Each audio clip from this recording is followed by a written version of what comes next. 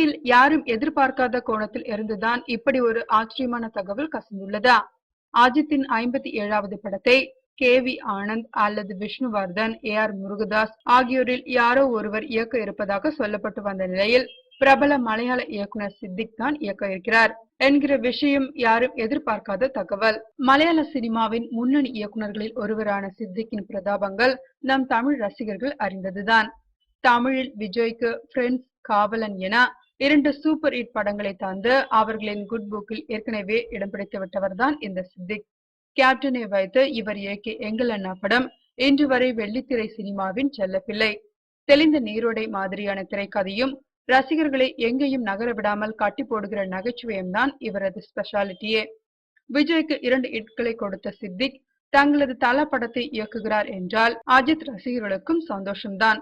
தற்போது மம்முட்டியை வைத்து தான் இயக்கி வரும் பாஸ்கர் தி ராஸ்கல் படத்தை சித்திக் முடிக்கவும், அஜித்தின் 56வது படத்தை சிறுத்தை சிவா இயக்கி முடிக்கவும், பின்னர் 57வது படத்திற்கான வேலைகள் தொடங்கப்படும் என தெரிகிறதா.